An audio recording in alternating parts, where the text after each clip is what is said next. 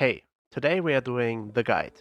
Well, the quest, but also a guide for the quest. This quest has ended more Tarkov wipe goals than bosses ever did. Not because it's mechanically hard, but because people insist on playing it like a flex, picking ego fights and taking unnecessary risks. The guide doesn't test how good you are at Tarkov. It tests whether you can follow a plan and not sabotage yourself. So this video isn't about hero plays. It's not impressive, it's not fast. It's a guide for the guide. My approach is very simple. I don't sit down and grind this quest from zero. About half the maps I get done naturally while playing the game anyway, doing other quests and progressing normally.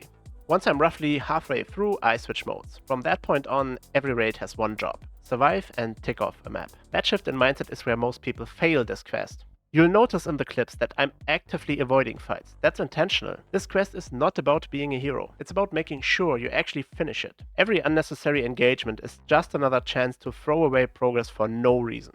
For first timers, I'd recommend starting with Lighthouse or Reserve. Not because they are super difficult, but because they are the easiest to lose progress if you leave them for later. Woods and Customs look safe on paper. Traversing these maps late into a raid is where a lot of runs quietly die. But there's a trick to all of this.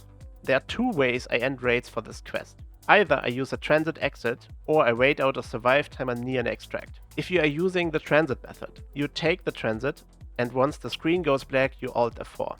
After restarting the game, you're back in the main menu with the progress saved. It's not stylish, but again, this is the guide. Waiting it out works too, but on some maps it's riskier than it sounds. Crossing the map just to sit in a bush near an extract is often how people lose a run they could have survived using a transit. My final map is Labs. I clear the area around the exit and then I wait. 7 minutes of doing absolutely nothing. This is the most dangerous part of the quest for most players. Not because of enemies, but because of impatience. Now the big difference between PvP and PvE is not danger. Labs is still dangerous in both. The difference is certainty. You pay for labs in PvP and PvE, but the timing matters.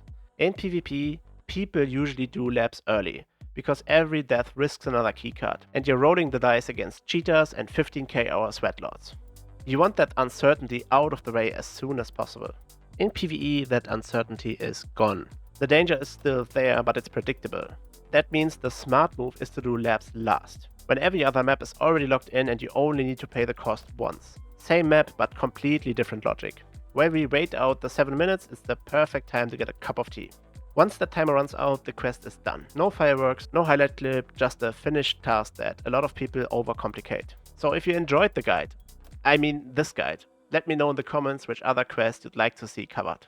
Thanks for watching, like and subscribe for more Tarkov PvE content. See you in the next one. Bye bye.